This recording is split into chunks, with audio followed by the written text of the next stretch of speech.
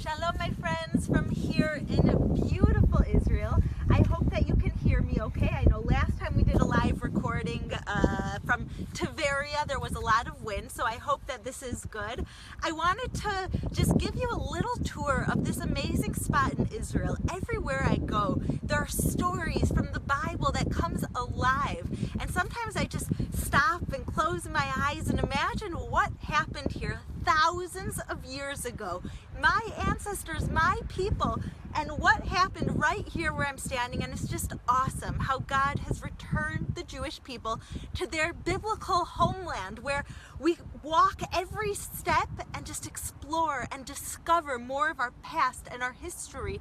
And this is very much connected not only to the Jewish people, but to Christians as well. When you study the words of the prophets, the words of the Bible, this is where it happened. And so I'm standing in what right now feels like a very beautiful and serene place. You could see these just radiant, vivid colors of the field that I'm standing in. And it's hard to imagine that there was once a huge battle which took place here.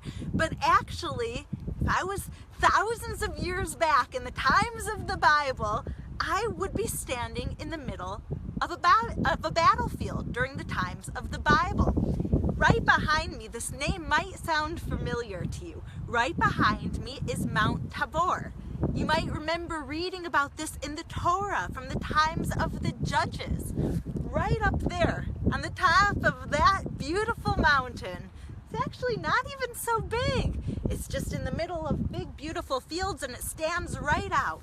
So you could imagine that Deborah, or Devorah as we call her in Hebrew, was standing up there with Barak. They were the heads of the army.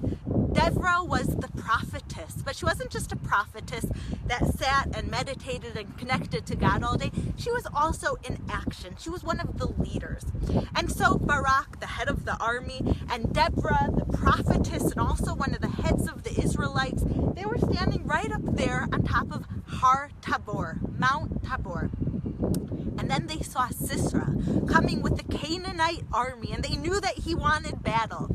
And they were looking up from above, and they saw so many people, so many warriors of the Canaanites gathering down below. And Barak, who was the head of the army, said, no, I don't think we're going to go and fight this time. I think we should back up.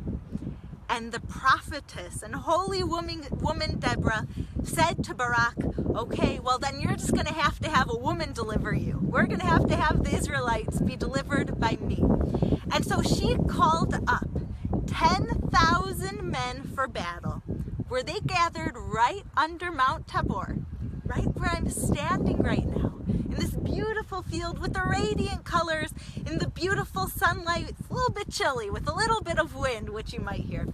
And they gathered here, and it was an awesome miracle that the Israelites won the Canaanites. Even though the Canaanites had lots more people, lots more fighters, Deborah called up only 10,000 men from 2 different tribes of Israel to fight them.